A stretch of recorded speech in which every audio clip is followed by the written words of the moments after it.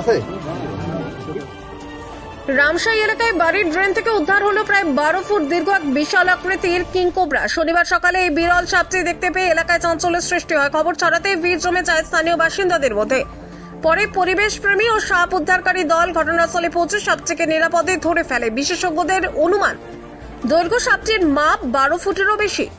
স্থানীয়দের মতে মাঝে মধ্যে এই অঞ্চলে বিশালাকৃত ও সাপের দেখা মেলে। বিশেষত বর্ষার সময় বনাঞ্চল সংলগ্ন গ্রামগুলিতে এ ধরনের ঘটনা ঘটে থাকে।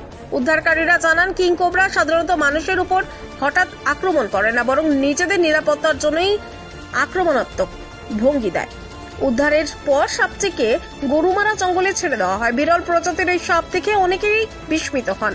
প্রকৃতি প্রেমীদের মতে বনাঞ্চল সংলগ্ন গ্রামগুলোতে মানুষ প্রাণীর সহাবস্থান বজায় রাখাই সবচেয়ে বড় চ্যালেঞ্জ।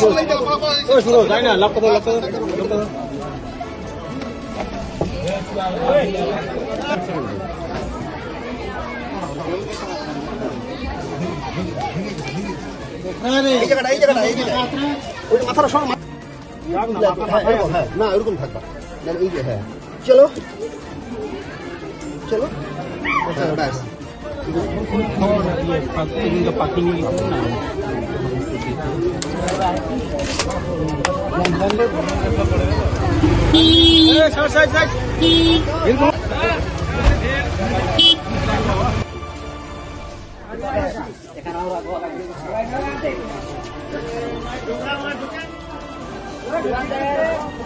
এটা লাগাবো।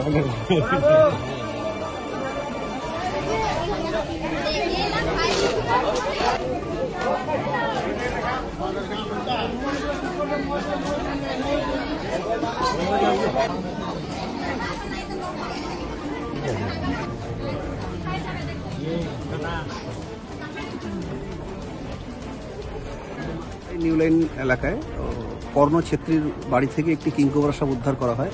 তো প্রথমে তারা বাড়িতে কাজ করতে গিয়ে সেই সাপটি দেখতে পায় এবং বন দপ্তরকে খবর দেওয়া হয়।